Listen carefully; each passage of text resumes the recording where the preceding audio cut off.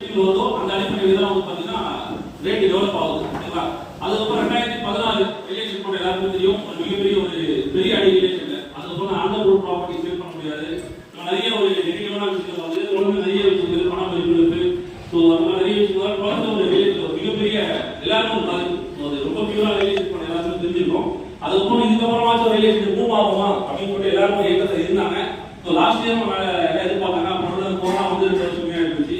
இந்த மாதிரி நிறைய நடந்து அதுக்கப்புறம் என்னோட விஷயம் கிடையாது, இருக்கட்டும் எங்க நண்பர்கள் யாரா பண்ணா கேட்டு பார்க்கலாம். எல்லாருமே ரொம்ப எதிர்பார்த்து காத்து இருந்தது 2024 தான். சரிங்களா? 2024 அதாவது தை மாசம் உங்களுக்கு பிறகு ஒரு கண்டிப்பா ஒரு பெரிய மாற்றம் நடக்கும் அப்படின்னு எல்லாரும் எதிர்பார்த்து காத்திருந்தாங்க.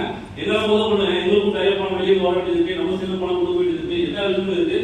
எல்லாத்தையும் நம்ம எதுவுமே காத்து இருந்தது. கண்டிப்பா அந்த தைக்கு பிறகு ஒரு நல்ல ஒரு மாற்றம், நல்ல பூம் நடக்கும் அப்படின்னு எதிர்பார்க்கணும். கண்டிப்பா நம்ம எதிர்பார்க்கறது தான் இன்னைக்கு ரியல் எஸ்டேட் இருக்கு. ஏன் அப்படின்னா இப்போ நான் ஒரு மாசம் 1.5 மாசமா மார்க்கெட்ல இறங்கி சர்ச் பண்ணி பார்க்கும்போது, அனலைஸ் பண்ணி பார்க்கும்போது சைட்டுடைய மதிப்புகள் வந்து பாத்தீங்கன்னா மிக பிரமாணமா ஏறி இருக்கு.